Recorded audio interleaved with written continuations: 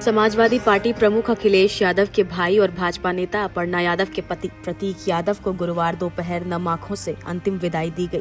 लखनऊ के बैकुंठ धाम भैंसा कुंड शमशान घाट पर उनका अंतिम संस्कार किया गया, जहां परिवार, रिश्तेदारों, समाजवादी पार्टी नेताओं और समर्थकों की भारी भीड़ उमड़ पड़ी। प्रतीक यादव के ससुर अरविंद सिंह बिष्ट ने उन्हें मुखाग्नि दी, जबकि धर्मेंद्र यादव और शिवपाल यादव के बेटे आदित्य यादव ने पार्थिव शरीर को कंधा दिया। शमशान घाट पर हर चेहरा गम में डूबा नजर आया। अंतिम यात्रा में गाड़ियों का लंबा काफिला शामिल रहा और समर्थकों की भारी भीड़ प्रतीक यादव की एक झलक पाने के लिए मौजूद रही। बता दें कि बुधवार को प्रतीक यादव का निधन हो गया था। पोस्टमार्टम रिपोर्ट के बाद उनके पार्थिव शरीर को अंतिम दर्शन के लिए घर पर रखा गया था और करीब 24 घंटे बाद पूरे विधि विधान के साथ उनका अंतिम संस्कार किया गया।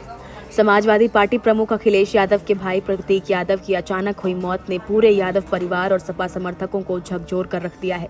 13 दिनों के भीतर 2 बार हार्ट अटैक आने के बाद 13 मई की सुबह प्रतीक यादव ने अंतिम सांस ली।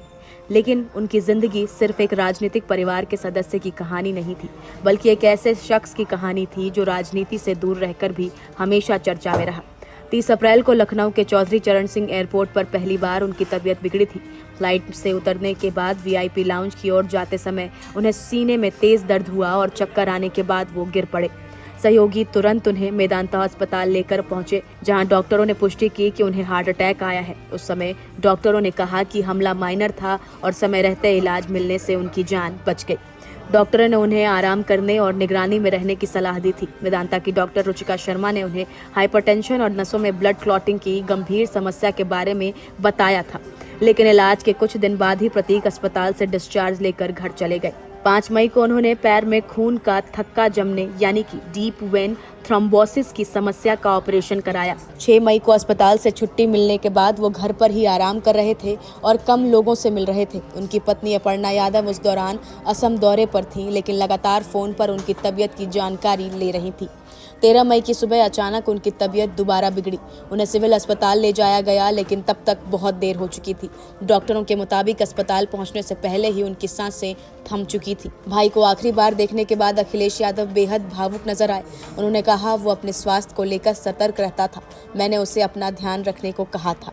प्रतीक यादव की जिंदगी हमेशा राजनीतिक चर्चाओं के बीच रही, लेकिन उन्होंने खुद राजनीति से दूरी बनाए रखी। वो मुलायम सिंह यादव की पत्नी साधना गुप्ता के बेटे थे। इसी वजह से लंबे समय तक यादव परिवार के भीतर यह चर्चा रही कि कहीं प्रतीक के आने से अखिलेश यादव की राजनीतिक स्थिति प्रभावित न हो। हालांकि मुलायम सिंह यादव ने हमेशा परिवार को भरोसा दिलाया कि अखिलेश ही उनके राजनीतिक वारिस रहेंगे। दिलचस्प बात यह रही कि खुद अखिलेश यादव चाहते थे कि प्रतीक राजनीति में आए। वो उन्हें अपनी पार्टी के नेताओं से मिलवाते थे और राजनीति समझाने की कोशिश भी करते थे, लेकिन प्रतीक हमेशा राजनीति से दूर रहने की बात कहते थे।